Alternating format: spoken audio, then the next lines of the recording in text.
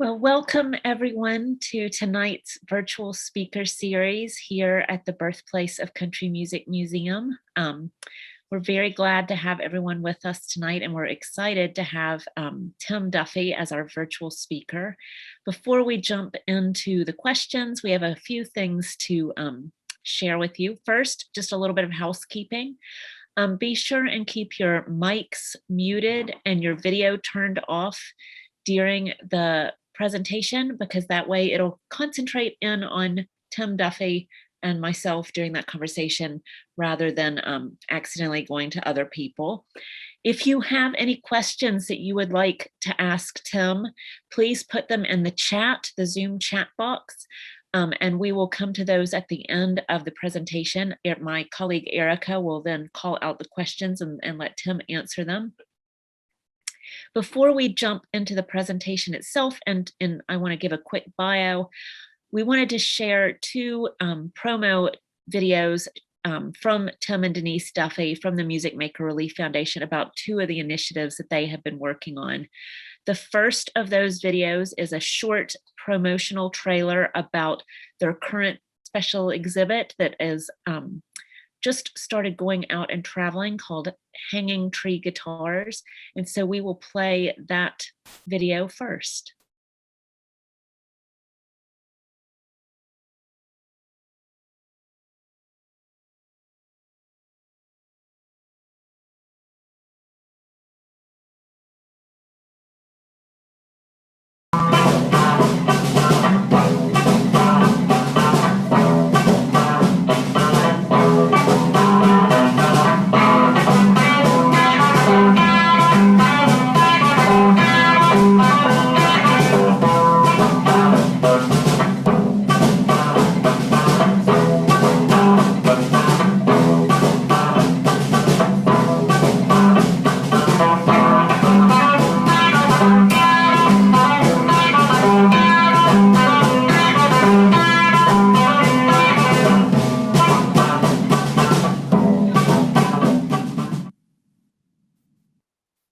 So yeah, that exhibit opened up recently, as you can see, on June 10th. And we will be hearing a little bit more about that from Tim later in the presentation, but you'll also be seeing a couple of pictures of Freeman Vines, the luthier and musician that was shown, that is being featured in that exhibit.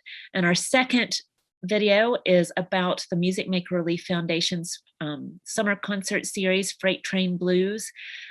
It ran in May and June.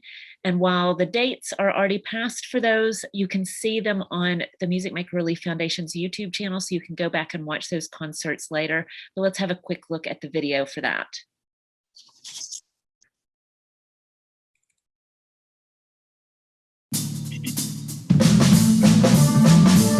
I shall not be moved. Ooh, I shall not be moved. Just like a tree planted by the water, I shall not be moved.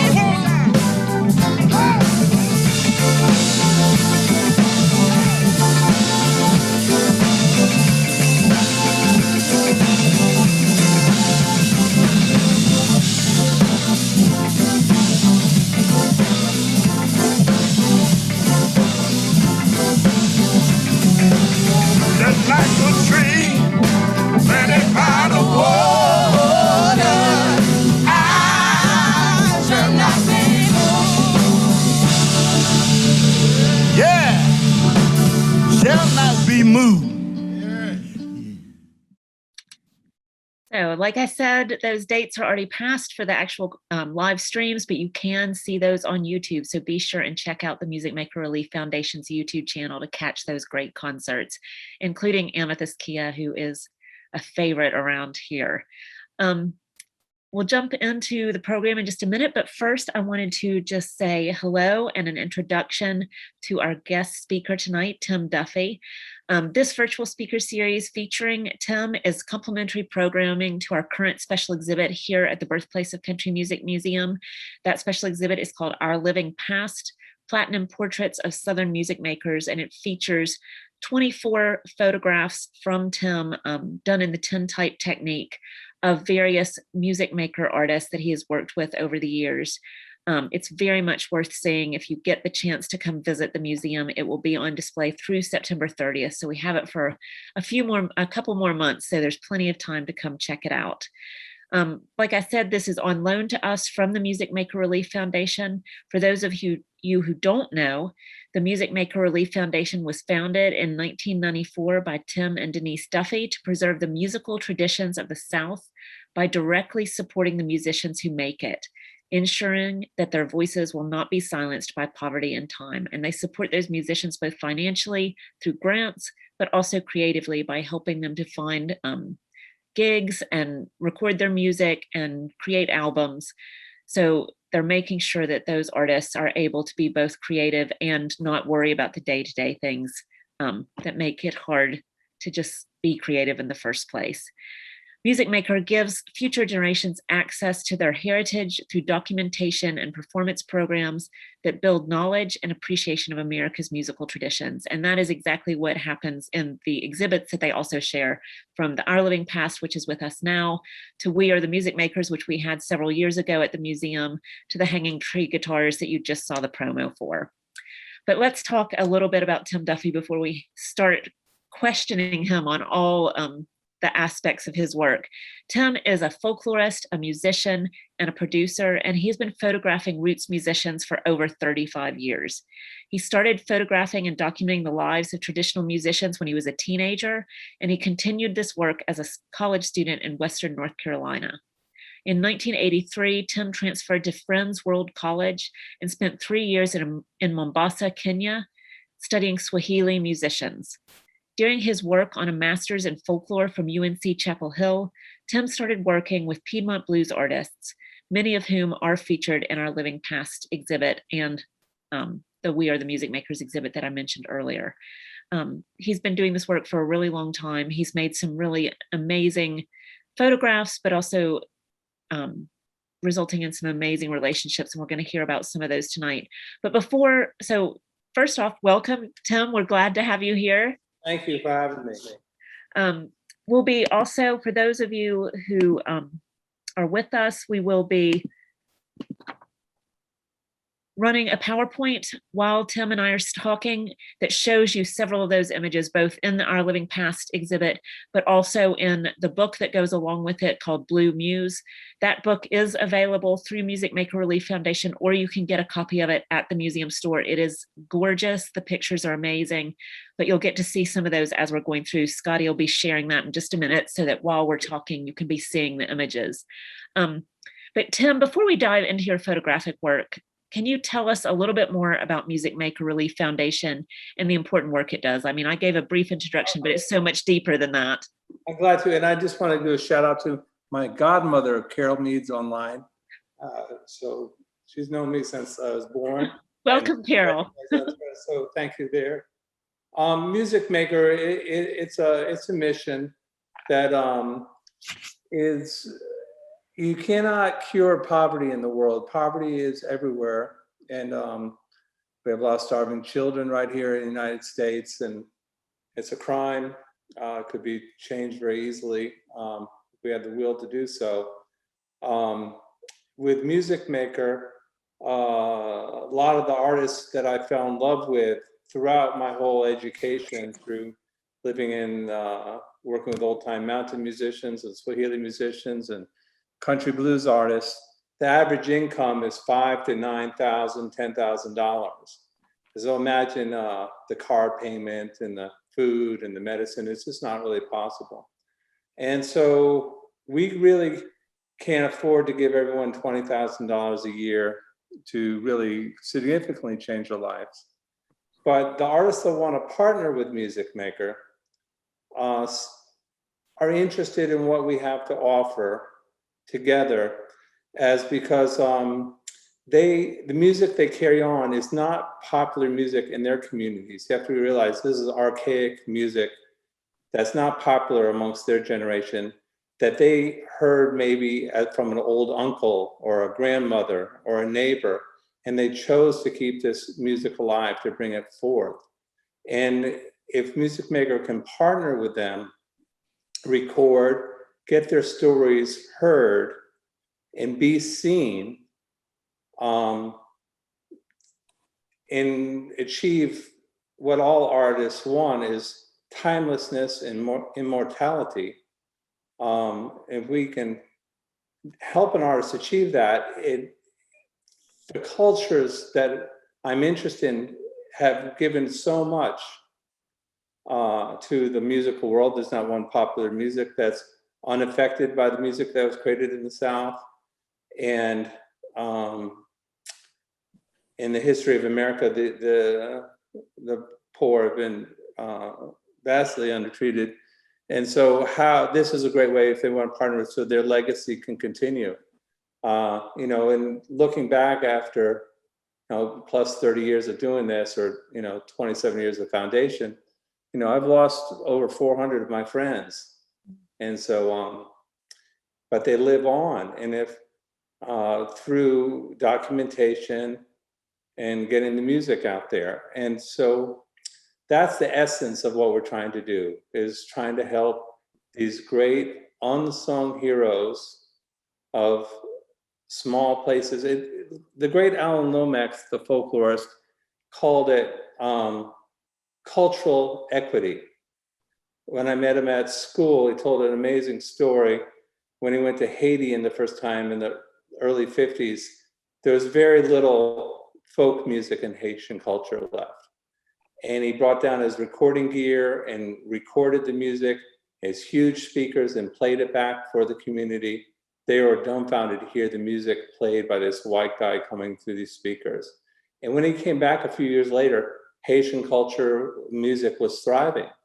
Another story, really, to put it, one of my heroes is New Orleans, what we consider one of the greatest musical cities of the world. It's hard to imagine in the late 40s and early 50s, there was no jazz clubs. They didn't exist. And the Preservation Hall Jazz Band was started, club was started.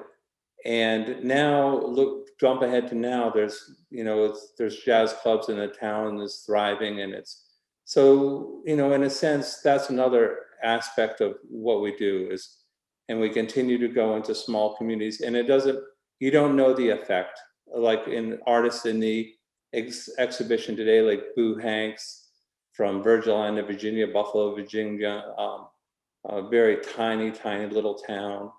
No one really thought much of him. He didn't think much of his music. He never played outside of his house. Then when he goes and plays Lincoln Center and tours France and goes to Belgium, plays New Orleans Jazz and Heritage Festival, those articles come back to the community. The community is inspired. They're like saints, people feel good. It's like it changes things, and it takes time, but that's the essence of what Music Maker is in an aid organization, a mixture of sustenance, which we can do so much. But then when you get to education, what we're doing with you, and performance, it spreads it out. And then, and me as a voyeur or an artist myself, crossing the line to achieve, every great artist wants to achieve timelessness, like my friends, and to make records that will stand the test of time, represent them well, and a still image. Frederick Douglass talked a lot about this. Is probably one of the most important things of art we can do. And it was images like were reserved for royalty in the old days. This is a new thing. You had to be a king or a queen or a duke to have an image of yourself. Mm. And then in the 1840s, the daguerreotype came out, and that was, again, a very expensive process that was reserved for the rich elite. And then in the 1850s, the tintype came out, and it was invented in America as the first American art form. And it spread like wildfire, most than ever in the world. For a penny, you could get a little, like a thing like this, a box with a little picture in it. And you can go to the war with it, carry your beloved one. It was ubiquitous. And it was the first time lay people were documented, like poor Black folks, Indians, white folks. And so it was up popular in the 1880s, but they weren't, surrealism hadn't been invented yet. So they're very, you've seen them, Civil War types. They're haunting, but that's the basis of the exhibition.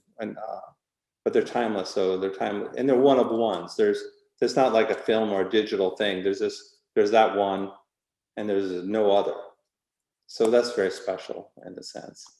Yeah, I mean, that unique quality, and I think also, what you were saying about it, it's also the first time in particular of African Americans being represented in photographic form to any great number, and that coinciding with the end of the Civil War and the Emancipation Proclamation. But it makes then your photographs, which are primarily elderly African American blues musicians, that connection to the past is really interesting there for me. Yes, and then what I do, or other great, I'm not the only guy. Sally Mann, from Virginia, one of the very inspiring character to me. But there's all these crazy effects that can happen, and I've looked at tens of thousands of old tintypes, but they must have thrown them away because they happened. But now we celebrate, like look at that hand of this cloud formation and these idiosyncrasies that can happen by accident. In that case, can happen kind of on purpose, so they're beautiful, and some of these plates are quite large too, so they're not little tiny things. The size go up to 14 by 14 inches by 15 by 15 inches. Yeah, they have real presence. And when we were talking about the mission of the Music Maker Relief Foundation, and why you all do the work that you do, the question I have about that goes hand in hand with that is, how do you find and create relationships with the artists that you photograph and support? I mean, you can look at these images and see that there's some real depth and connection between the photographer and the subject. So it's not just a surface thing. So you all are creating real relationships. So how do you find the people that you work with? I mean, I was when I was in Kenya, I was trained by a great ethno-linguistic field worker, Robert Leonard, more famous for founding the Sha-Na-Na, but learning the value of cultural immersion and spending great deals of time, and how to spend time with other people that don't look like yourselves or other communities. And then I got trained as a folklorist, more of that pursued folk life field work, and then having an ear for music. My father was a great record collector, and I've hung around some amazing musicians, and just following the music. And if you follow the music, it'll make you wander all over the world. And in the Music Maker's case, I found on a lead from Guitar Slim in Greensboro to meet a guy named Guitar Gabriel, who I met in East Winston-Salem in the projects north side of Winston. And a little street on Cleveland Avenue, I soon met 10 incredible artists. Micah Vine Hayes and Preston Fulp and Willem A. Buckner, Snake Lady, jazz cats like Mr. Q. And they're totally unseen and unheard, and made a little cassette of Guitar Gabriel. And within a year, we played Carnegie Hall, touring Europe. And then I start meeting Etta Baker and John D. Holman, and the circle keeps expanding. And Etta Baker and Guitar Gabriel taught me guitar licks that were almost a language in itself in the Piedmont. So when I would go to Alabama or Georgia first time and play guitar, I could play things that these people knew. You don't learn this music in books, and so I could get accepted. And it's a slow process, and it's I've put 400 or 500 musicians over 30 years. I could have been 5,000 or 10,000 musicians if I was doing a survey. But we meet an artist, and if we get along, we'll hang out together for 20 years till they pass. Long standing relationships with people. And so you do get a chance to really become very close with one another. And have you found that with that work, you were saying that for some of them, or for so many of them, that they might not have seen the value in their music themselves, but their communities often didn't see the value either. Have you seen that changing with the work that you all have been doing, that value is sort of being recognized now? By the community? Yeah. Or Well, I guess by both, but mostly I was talking about the community. yeah, I think by the community, it's always been appreciated when you go in there, because everyone knows of them and they are very happy. Like Freeman Vine's case, this is a present case. Like he got living in a very, very isolated cabin, and luckily he wanted to move to find a place closer in. He got tired of what he was working through out there in the country spiritually, and we bought a small little building in Fountain, North Carolina. It's a little dot of a town near Farmville or Greenville with a population of 350 people. And the postmaster, he's art is shown in England. It's in the in the Virginia Museum of Fine Arts with Carol Walker and other famous artists. And the community is very proud. They had an opening show in Greenville Museum of Art, and the postmaster brings them lunch, breakfast and lunch every day. Another lady takes him to his doctor's appointment. Another fella fixes the roof when it leaks. So it's a real community that's very proud of him. And that's not an isolated story. I see that amongst many artists we move in. Like the right people come in and just didn't know of them and want to lend a helping hand, in not with a checkbook so much, but they're right there to a ride to a doctor's appointment. Right. It's huge when you don't own a car. Yeah, I mean, that community connection's part of everyday survival, I'm sure, for so many of them. Yes. And then a community too of all the musicians. Like we've been a year in COVID. I'm bringing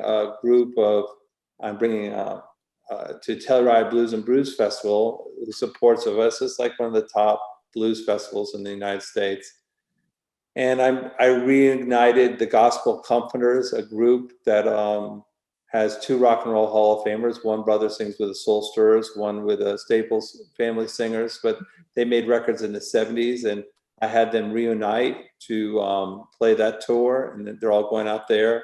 And then I'm bringing out a great cast of journeyman blues artists from Birmingham and Alabama that all played individually for years behind guys like James Brown and Jimi Hendrix.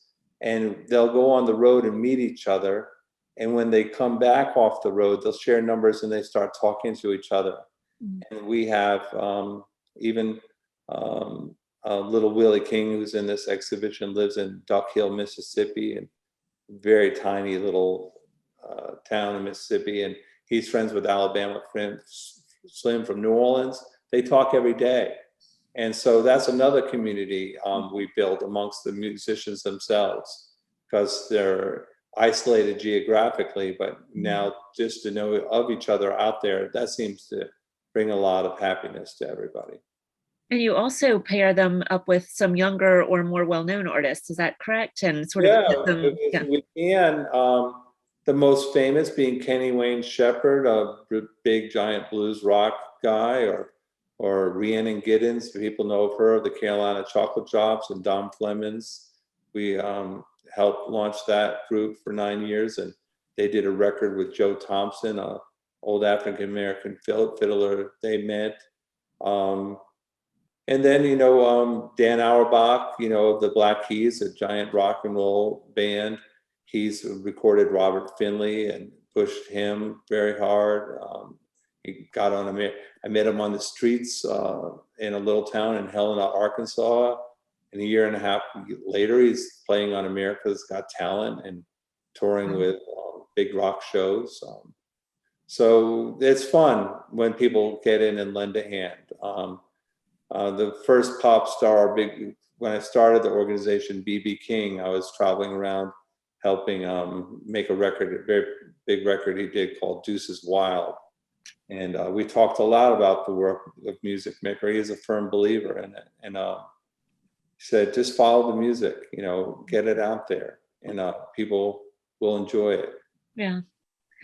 Well, going back to the photographs, Tim, we've talked a little bit about the history of tintypes, but what brought you to using that technique? I mean, what made it something that you wanted to explore and experiment with? Yeah, well, photography has a lot of different forms. There's digital and there's analog, there's film, people shoot on paper. A lot of people, I always ask Cram, what kind of camera, what kind of technique did a favorite photographer take a picture of? But in the essence, the photography is right here for art. It's something that you see in your head and that you can pre-visualize or pre-spiritualize and capture. And so when I saw these old tintypes, I didn't really think much of them. They're very flat. But then when I saw the work of Sally Mann, how she was using it, and her evocative pictures of Civil War battlefields, and I just had to learn it. And that the whole tintype renaissance was started by, it was hard to learn. And it was pretty much non-existent till the 80s and 90s. It came from the Civil War reenactors. A couple, like 4 guys. I was driving to Alabama with a group of blues musicians, and I saw in the gas station a bunch of Civil War reenactors. And I said, is there a photographer there? And I brought all these guys to, I forget where it was, deep in Alabama, outside of Birmingham somewhere. And a bunch of African Americans. We went to the Civil War reenactment, and we met the photographer, and he's showing tintype. And he was very mad because he's selling tintypes for $20 a pop, but his friend John Coffer had wrote an instruction book. And now there were dozens of tintype photographers, and he was ruining his business. I was like, there's a book. And so I ordered the book and taught myself how to do it. And since that time, I think there's probably, 5,000 to 6,000 of people around the world doing it. Wow. But then everyone has their own style. I had to develop a style, especially in this, because when we'd have events locally, we'd schedule a day ahead and they'd come in the studio. And the tintype process, if you're outside, the exposures are 8 to 10 seconds, 45 seconds long. And if it's in the wintertime or too hot or nighttime, you can't do it. So I brought the artists in my studio and started experimenting with vast amounts of flash power. This is technical jargon, but one of these flash power packs is used to light up the Madison Square Garden for up in the ceiling, so a photographer could shoot a basketball game from anywhere in the stadium. I use upwards to 10 of these things. Wow. And so it's an incredible bang. It's a theatrical experience. And I use a gigantic camera on 2 bipost stands. The camera is 11 by 14 Deerdorf. It's huge, and these big posts, and I use lots of reflections. So, like Pat Mother Blues there, it's like kind of like stage lights on a stage. And the advantage of me as a photographer, it's not like you're holding a camera up to your eye and looking for a click. You make a relationship with somebody, and then I disappear and actually click, oftentimes not even looking at the subject. And so I think the essence of these portraits, I don't exist. And that's hard, I'm proud, that's not easy. I exist, but you feel like you're the viewers having a moment with the artist. Mm-hmm. And so, my daughter had me take her to art museums. I looked a lot of portraits, and that's what I always studied by the great painters. It's like, you knew it was Van Gogh or whoever was taking it, but when you look at the picture, the name of the artist just disappears. Mm-hmm. Well, the images, they're so evocative. They're really expressive. And it's, I think there's a variety of things going on there. There's the effects of the tintype technique. And if as people are watching these these slides go through, they'll see that there's a real diversity of sort of effects that are happening here, from, pretty realistic looking black and white photos to things like the Sharon Jones portrait that to me looks like it's a charcoal drawing and not a photograph at all. But also the settings of the portraits and how the musicians present themselves. I mean, I'm thinking of, say, John D. Holman or Martha Spencer. I mean, when they're staring right at the camera and it's such an intense stare, or Ironing Board Sam or Pat Cohen, where there's this huge exuberance. I mean, you can almost feel their personality coming out of the picture. And the Sharon Jones picture, going back to the one that I mentioned that looks like a charcoal drawing, just the fierce expression on her face. There's so much going on in the pictures. I mean, each and every one of them. I asked Sharon what she wanted to take a picture of. There was a series of pictures. One was laughing, and she said she had pancreatic cancer and been fighting it. And I said, "How do you feel?" "I want to take a picture. I want this cancer out of my body."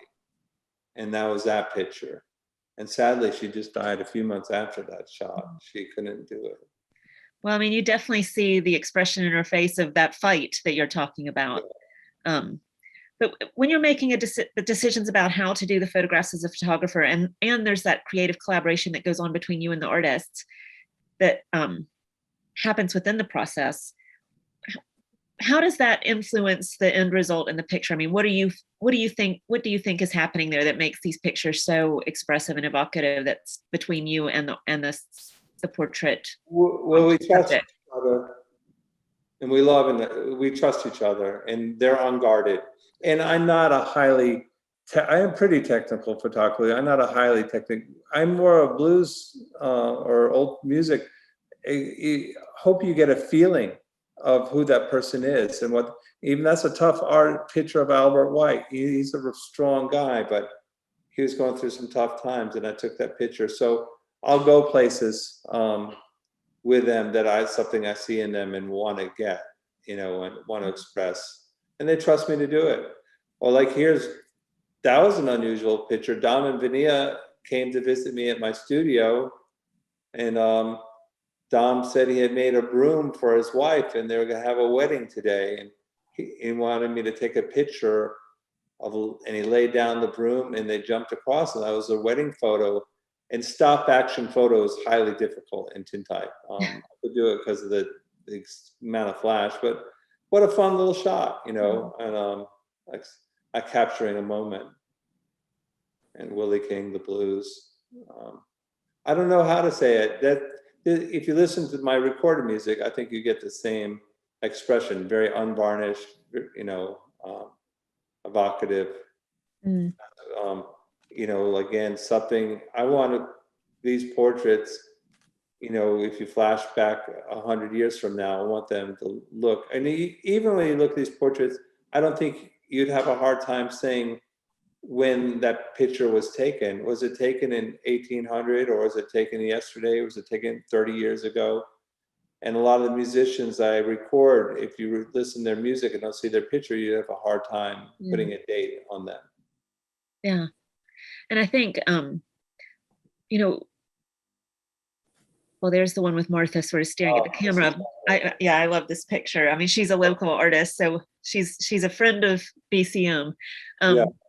But also just, I think, like you said, the different effects that you get from the chemicals that you're using and the exposure, it really can create a feeling of them being out of time a little bit too. The picture I'm thinking of, and I can't think of the artist right now, is the man who looks like he's in front of a moon. Which one is that? The Blues Doctor. Yeah, and that's where he was talking about that. So that was just, I put a flash behind his head. So I wanted to look like a moon, but it's just an effect. I just put a flash behind his head and pointed it at the camera to get that effect. Well, we've had a couple of school groups who've come through the exhibit, and we've given them a tour and then sort of done a sort of portrait activity with them where we've asked them to interpret what they're seeing and who they think the person might be, what they're feeling, and that kind of thing. And I think they've been able to do it really well, actually, from these pictures. They've sort of picked up on those feelings and emotions that you're talking about. So even, young kids who maybe you wouldn't think this would be the kind of photographs they'd be interested in, got really into trying to like work out what the people were feeling and thinking and who they were. Yeah. Which was I'm not exciting. afraid to make sets, like this with Cool John, the Guitar Heaven. I'm not afraid to manipulate anything when I take a picture. Well, you can certainly see that in your self-portrait too. Yeah. Well, in the introduction to the book that I mentioned earlier, the Blue Muse book, the introduction is written by William Ferris, and he notes, and I'm quoting, that photography and music work together to deepen our understanding of the American South and its musical roots. How does your work fulfill this aim? And I mean, what deeper understanding or emotions are you trying to share with viewers through these striking photographs? So not just about the people themselves, but about some of that stuff you were talking about earlier about the challenges we face in this country with poverty and race and those types of things. It feels like your work it's deeper than just about the people that are in those pictures. Yeah, I would say, and also with music too, like there's not a divide between a lot of these artists I know are visual artists, and visual art and music is very tied together. And there's a huge, like with Freeman, a huge African American art that has been formed that's just literally been bulldozed, but you had to remember a lot of the art these people created had to be created in sacred places, namely the church. That was one place they're allowed to do it.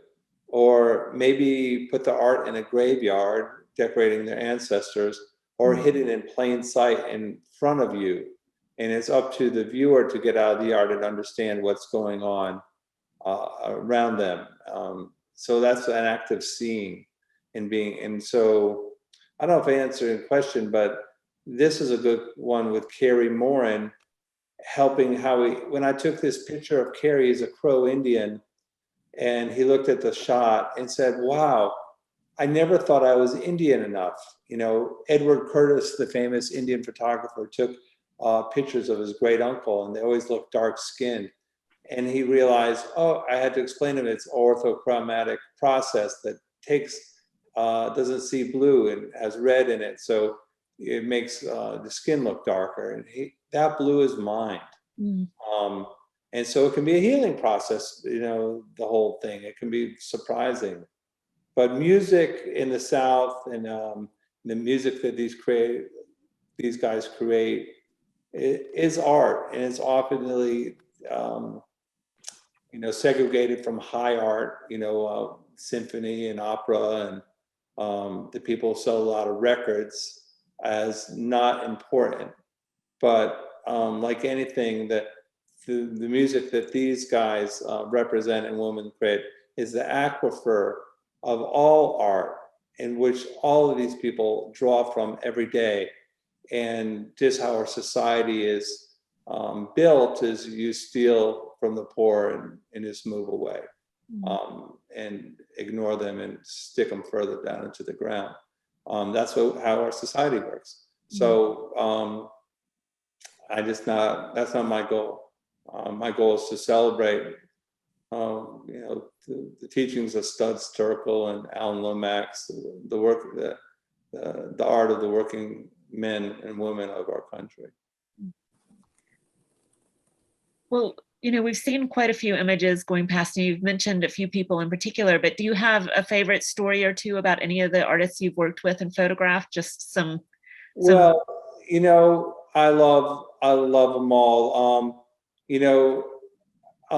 Well, that one of John D. Holman, that could be a postage stamp, and if I took no other photo, I'd be happy. But Ironing Board Sam brought so much love to the process and to Music Maker. He's still alive, but he would just come to it prepared.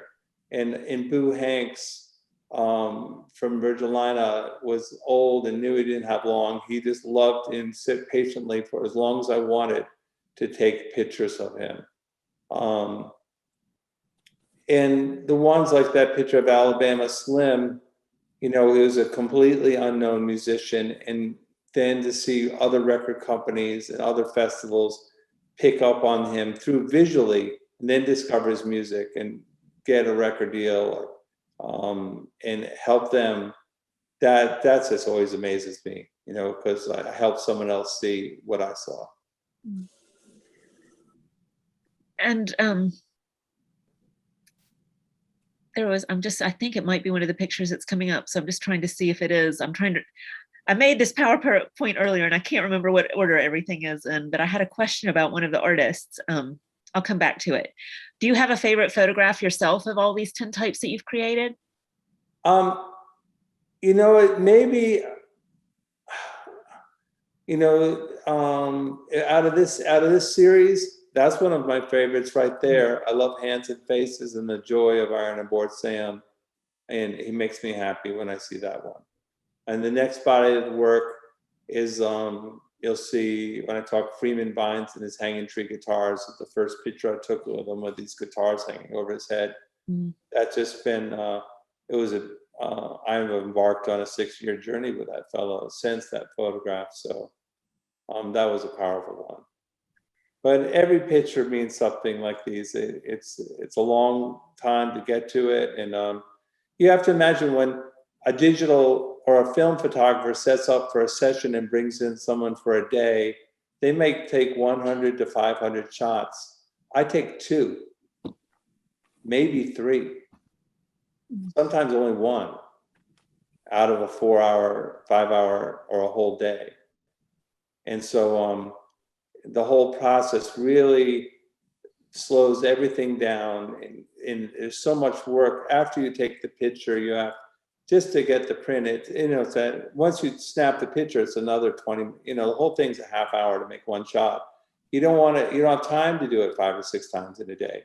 So you learn. It really teaches you how to photograph, and then that's what I've learned from the tintype. That the real patience, and you only hit it when you think you really got something. Yeah. So the picture still hasn't come up, but I'll ask a different question that also goes, because you mentioned Guitar Gabriel earlier, and the other thing that we have in the special exhibit is several pieces of folk art, many of which are done by Guitar Gabriel. He was a pretty prolific folk artist, and I think it's Artie. Is it Artie Dean? Yes. Wearing one of his suits. Yeah. Do you find that with the musicians that you have quite a few of them that are expressing themselves in these other artistic forms too? Yes, and many of them do. A lot of them are painters. My favorite is one of my favorite is this fellow in Georgia who wakes up every morning with a straw broom and rakes his yard and makes all these beautiful lines on his dirt yard, it looks like a Zen Buddhist garden. Nice. And I'm always, and the way he arranges his interior design, his photographs and his family stuff. David Bryant, that's just amazes me. Captain Luke made those beautiful cars, and I think it's I think visual art and musical art, they're just artists, whatever they touch. Some like Captain Luke, or even Robert Finley, or these guys have so self-possessed, and such interesting. I can just watch them carve an apple, and I think Andy Warhol can make a beautiful film of these, because you just can't take your eyes off them when they're doing the most mundane things. Yeah. So I have remembered the name of the guy, and hopefully he's coming up soon. Little Freddie King. Oh yeah, Little Freddie King. And that's my favorite. That's my favorite one in the exhibit, and I think it's because of the expression on his face. That's him. Yeah, which is why I wanted to come up so people can see it while we're talking about it. But he's a sweet man, and Little Freddie King, I stay at his house, sleep on his couch when I go to New Orleans for many years, and he's just a generous, and he's a wonderful, well-beloved blues artist. And just talk about different cultures. When I would come in at 3 o'clock in the morning after seeing music, I take off my clothes and put on some jammies and fall asleep on the couch, and I'd walk to the bathroom. I see Little Freddie King on a fresh pressed bed, all dressed up in a suit, just like you see Slim, and looking like he's laid out in a coffin. But all day earlier, he was in his pajamas. And this happened 3 or 4 days. The fourth day, I asked him, well, Freddie, what's up? You know, I go to sleep in my pajamas. You go to sleep How you doing? your clothes. He says, didn't your mother tell you, you know, you need to, you know, get dressed and make your Tim, this is great stuff. ready for the day. So he's a funny guy. Tim Duffy, There he is. There he is. the link. If you haven't got your mic muted, can you please do that as one of the, there we go.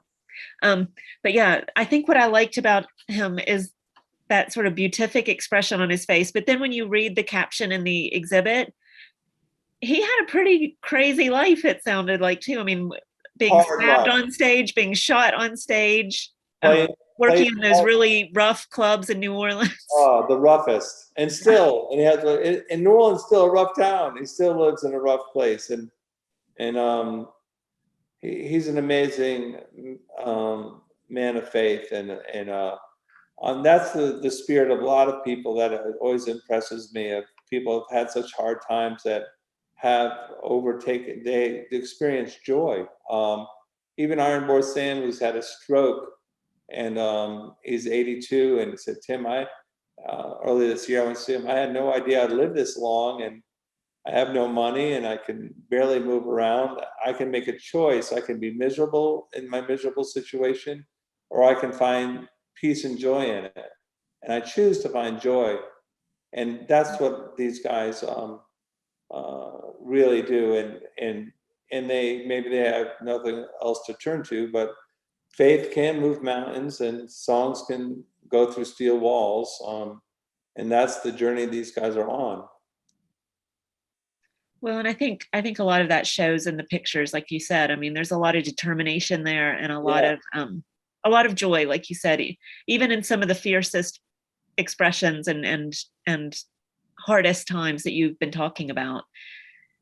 I mean, this has been, I've really enjoyed talking about the exhibit. I hope that people who are nearby will have the chance to stop by the museum and see it, because it's definitely worth seeing in person. I mean, it's nice to see it up here on the screen, but in person, when you can really sort of get immersed in it, is wonderful, and also see some of that folk art we were talking about. But before we open up to the audience for chat, can you tell us a little bit about the Hanging Tree Guitars exhibit that's just opened? And I think that was down in Winston-Salem. Is that correct? It's at SECA, the Southeast Center for Contemporary Arts, and Right. They did a magnificent installation. It's part of a book called Freeman Finds and His Hanging Tree Guitars, written by Freeman with Zoe Van Buren and my photographs. When I got out to meet Freeman for the first time, he started pulling guitars out from linoleum in his yard and corn cribs, and I realized he had guitars he made since the early 60s. And then when he looked out of the fields, and he told me that's where his people were enslaved. He was standing on that land. He said, there's grave cemeteries for the white folks, but I see no cemeteries for all the tens of thousands of slaves that were here.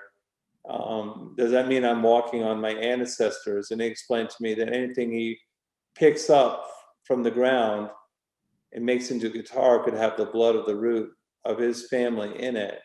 And I was like, oh my God, this guy's incredible. Then I saw his shapes, and I knew he wasn't a folk artist. He was a great contemporary artist. And I was proven to me, there's a great art critic and art curator, Diego Cortez, just had his obituary in the New York Times. And I went down and brought him down to visit Freeman. And his first reaction was call his friend, the very famous contemporary artist, Richard Prince, you know, who does, like, one of his things, he casts car hoods. He wanted to cast car hoods and to cast Freeman's guitar bodies for an exhibition. But he taught me, you know, and a few other people, Lonnie Holly and Matt Arnett, who Freeman was in the history of art. And he started talking, and we made this wonderful book. And he had gotten some wood from a man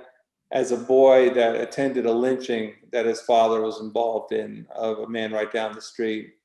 And I saw some sketch pads of a guitar and hanging from a tree, and asked him what he was doing. He says, "I'm building hanging tree guitars." So I was like, that's seared in my brain. And I knew I'd spent a lot of time with this guy, and we did. And look at those guitars, and I could talk quite detailed about the influence of each of those shapes. Look at the shapes of those instruments. Yeah. And so he immediately was picked up by the fine art world. There was shows in England and here, and we put out a book. And the wonderful thing about Freeman, he talks quite frankly about growing up under racial terror, and explains it to you. And he had done, a brilliant guy, and had done Hard Time for Moonshining and various things. And during his time, he had extremely well-read man in early philosophy and theosophy and the Bible and the occult. And when you read his words, it's akin to like listening to a Bob Dylan song, some guy very well-read putting his own take on what's up. And it's a great story. And knowing where I was in Fountain, which was the heart of the Ku Klux Klan in the 60s, for a black man just to go in Fountain and say there was a hanging down here, a lynching, no African American had crossed that line ever in 90 years. And so I knew I was hanging out with a soul rebel, and I wanted to help him, get that story out. Will the exhibit move on to other sites after? Yeah, it's going to Portsmouth, Virginia, and then Denise is kill me if I get it wrong. Nebraska Museum of Fine Art. Nice. No, North Dakota Museum of Fine Art. I'm sorry, I never been out there. And then we'll see where it goes from there. But it's a powerful exhibit. Asks lots of wonderful questions, and the main thing is Freeman's the author of the book, and he's very proud of it. And he's very proud that his work is exhibited. And I've seen him turn down great deals of cash, people coming for his work. And he said, "Brother, if I sell that to you, it'll be gone. But if you go to these exhibits of mine, you'll see people our color taking pictures in front of my guitars." He really believes in the mission. And so when you find an artist that will really want to partner, I told him, look, the first day I met him, we're going to do a book and exhibition of your work, and, think about it. I knew it. But it was an amazing day, and still having to follow up. I'm still down there. I've been down there twice a month for 6 going on 7 years. Mm.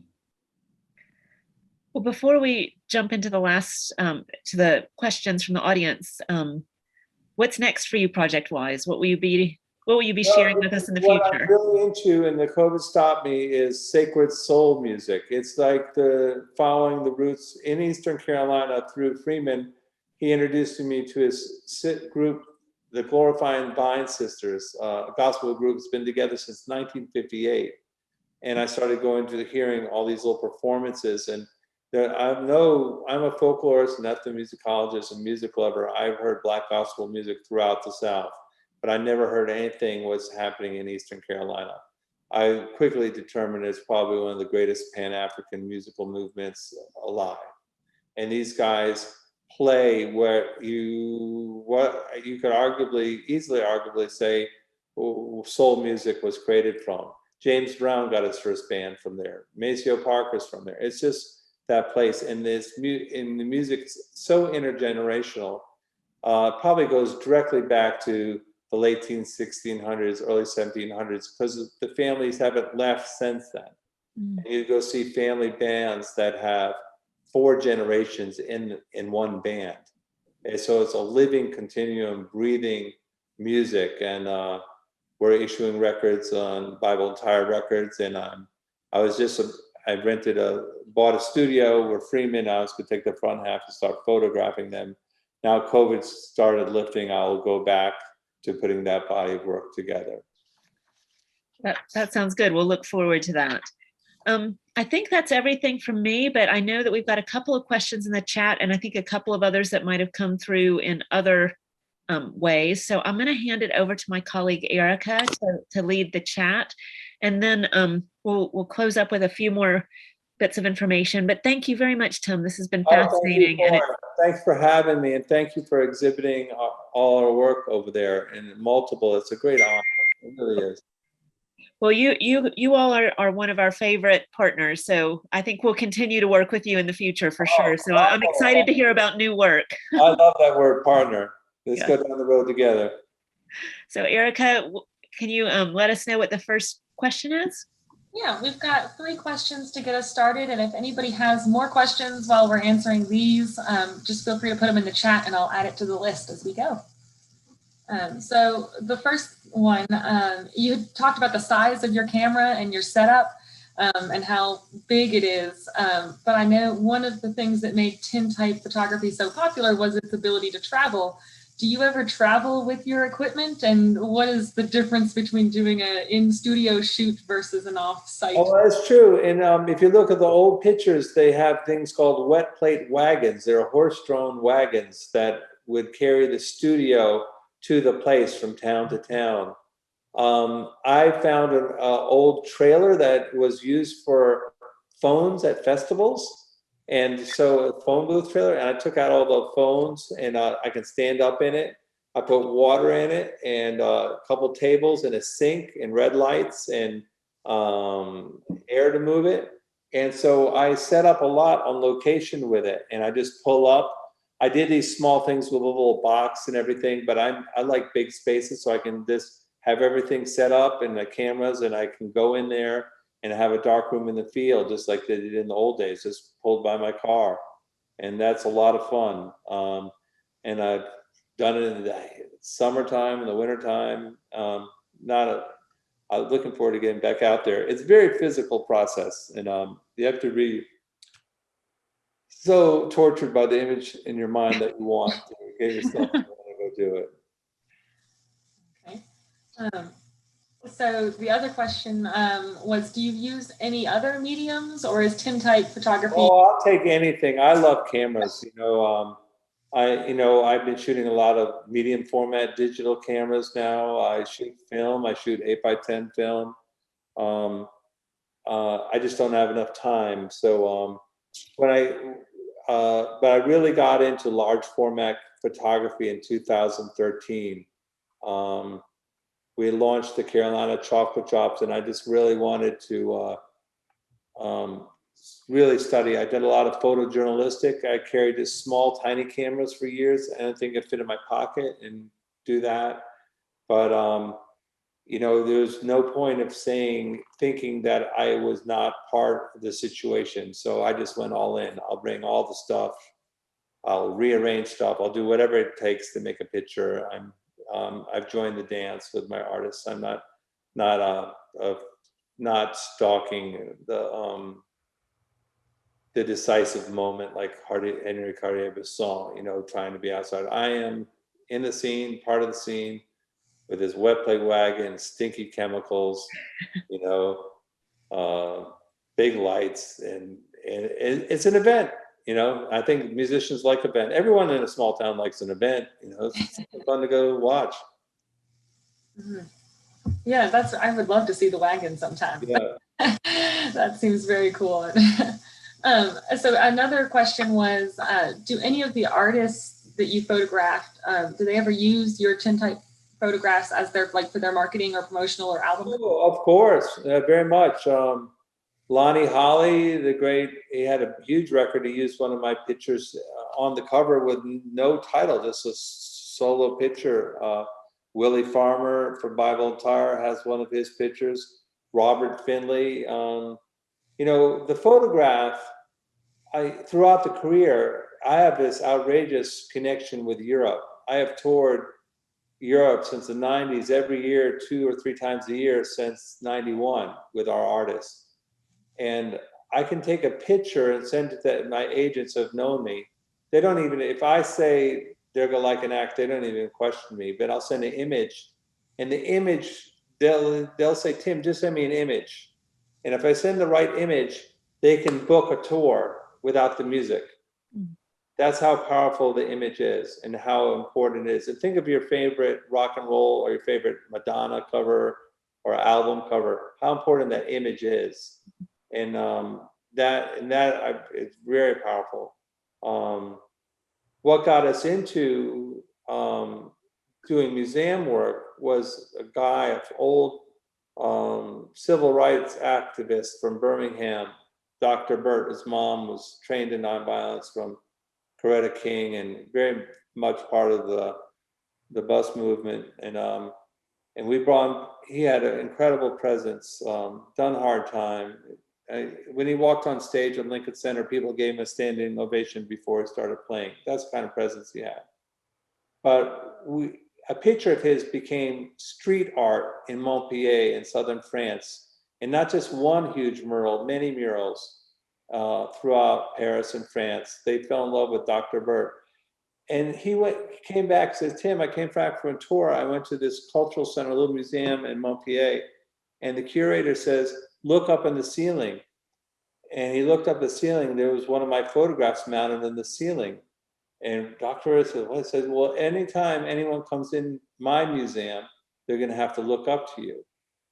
And he was so proud of all the tours, all the records we did, that his picture was in a museum. That's what he talked about until he passed.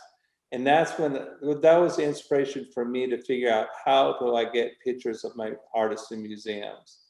And then we're at the New Orleans Museum of Art, or the great museum you're doing.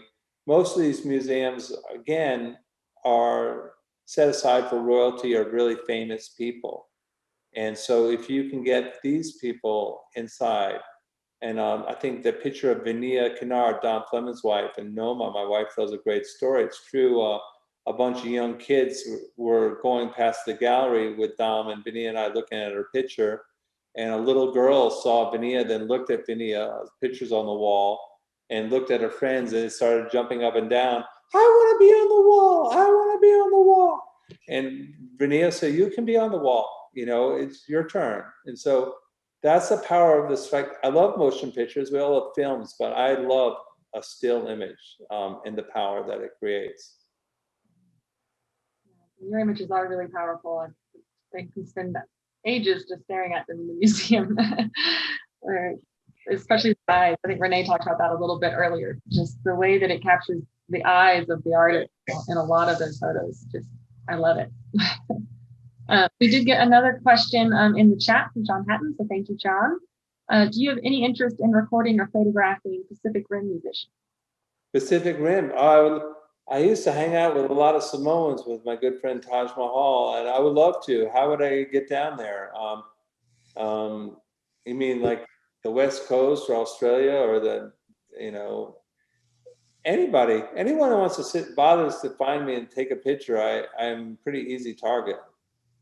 But I'll go out there and, you know, I love to take pictures, especially wet plate for, you know, white folks is pretty tough on the tintype, and it makes us look a lot older and uglier. That's why they quickly dropped it.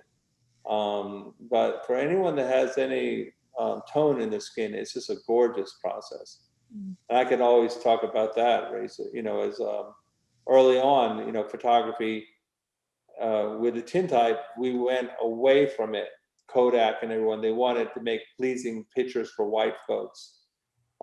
Even when color photography came out, they had to be pleasing for Caucasians. It wasn't until the furniture market in High Point demanded a film that would show the lush, dark mahoganies of their furniture that they came up with Kodak Royal Gold, which was the best color film for African Americans. But it was, that's a whole nother story. But the tintype, really, if you have pigment in your skin, it makes a beautiful photograph. And Erica, we did get one other question, but it was sent directly to me via the chat. So I will read that one out real quick. It's from Larry Budd. And he asked, how do you decide which artists to work with and then balance your time on their behalf? Because I think he was catching on to how many people you've worked with. Oh man, I've been down this road a long time, and you have to find. Well, I've worked with people who didn't want to work with me that want to work with me. I worked with difficult relationships. We've all done that. But over time, you really want to work with the people that want to work with you, or I want to work with them, where you have a mutual working relationship, where you get along and you discuss common goals. And this started with Guitar Gabriel. We talked and talked and talked for months before he even let me take his picture and record, because he knew how powerful he was and what he could do for me. And he did. He really did it. He set up this whole thing with me. But so I take a lot of time before I work with an artist, a long time, unless it's just a survey, and that's just it. I'll survey artists too. But really getting in and working with someone, and you have to have something. They have to have a desire to want to do it, and the facilities. A lot of things have to come together, and it doesn't always work. It often doesn't. Most of the time it doesn't. Mm. Then you have to find something that you get all those pieces. No one cares about it. No matter what I can do, and then they die, and then 15 years later, someone finds a record and says, "This is the greatest thing. Why didn't you ever do anything with it?" I'm like, now I'm getting old enough. That's happened to me. Oh no. Seems like things have to marinate too long sometimes. Yeah. Well, I have one final question. Okay. Which is, when we were talking about tintypes and about them being a one-off thing, you've got the one tintype. Yeah. Has that changed now that you're doing it with modern technology? I mean, does modern technology enable you to do more than one? We didn't talk about it. Our platinum, palladium prints, and they're like the Rolls Royce of prints. Platinum and palladium are very expensive chemicals, and it was a noble process that was invented around the same time the tintypes were. So I thought that was a natural way to make multiples. Mm-hmm. The other way most people do it, they do it on glass negatives and make ambrotypes or glass negatives. Me, I didn't know how I was going to store all those glass negatives, and I would break so many, and you have to store them straight up. And I have friends that are ambrotypes, they have thousands, they have whole. I couldn't figure out how to do it. So that's what led me into digital photography, how to make great copies of them that I can digitize and get out there. So it's a marriage. I have no philosophical thing about it, but the act of the process of making a tintype is very different than anything, because you have a plate in your hand, you're pouring the syrup on there, then you're dipping it in the solution, you're putting it in the back of a camera, going back to the darkroom, putting developer on it, washing that off, then putting silver on it. At any given moment, 10,000 things could happen to make it silly. So I'm eating right now. The hand make nothing, like things you make with your hand have a special feeling about them. If you look at my tintypes, I have my fingerprints on. I'm a slob. They have fingerprints on them, but they're kind of cool. Yeah. It adds something. Yeah. And I have other, not all, I have friends that are totally different. Everyone does a tintype very differently. It's just like everyone takes a picture, everyone does different techniques, and some are very precise. And I have a friend who's an extremely incredible technical photographer, and I'm learning from him all the time, but I don't get anywhere at it, but I try. Well, this has been great, Tim, and thank you so much for spending the evening with us. And thank you all for enjoying coming up and signing up, listening to us. Thank you. Yeah, thank you. That's echoed from Birthplace of Country Music. We appreciate everyone who's here with us, many of whom are regular virtual speaker series attendees. So we really appreciate that you keep coming back to learn more. But like I said, we have the Our Living Past exhibit at the museum through September 30th, so there's still plenty of time to come check it out. I definitely recommend that you go to the Music Maker Relief Foundation website and learn more about the good work that this organization is doing. They are small but mighty, and they do some amazing things. If you have enjoyed this tonight and you would like to support either of our organizations, Scotty has put links in the Zoom that can help you do that. But finally, just to let you all know some other events that are coming up at the museum that you might be interested in, we've got a few things. On Thursday, July 8th, so later this week, we have our monthly Farm and Fun Time from Radio Bristol. That is a sold out show, but you can watch it on Facebook Live at 7 p.m. on July 8th, so definitely check that out. It's going to be a great show. The headliner is Scythian, who is a favorite and full of energy. Friday, July 16th, we have our bi-monthly virtual story time. This one is a very special one because we have Old Crow Medicine Show frontman Ketch Secor reading his children's book, Lorraine, the Girl Who Sang the Storm Away.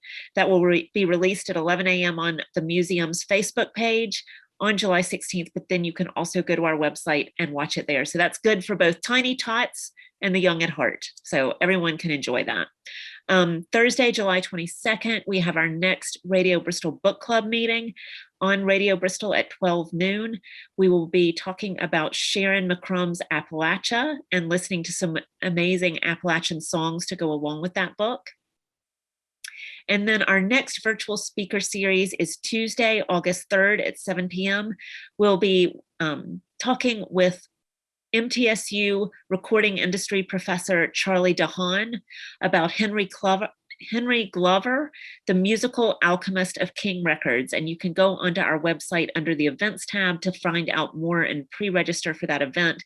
Like this one, it is free, but you do need the Zoom link to attend.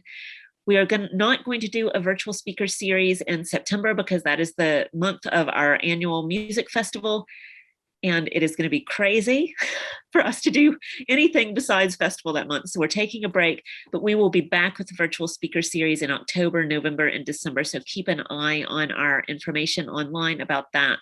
And if you want to know what we're doing, you can subscribe to our newsletter via the website. But once again, a big thank you to Tim Duffy, a big thank you to Denise, who's there in the background, and also to Music Maker Relief Foundation for the work that you do. And then most of all, to everyone who's here with us tonight. We appreciate you taking time out of your very busy days to be with us for these events. Thank you. Thank you. Thumbs up from the viewers. Oh, and I will be sending out a survey to everyone. So if you have time, please fill it out because we love to get your feedback. Thank you. Bye.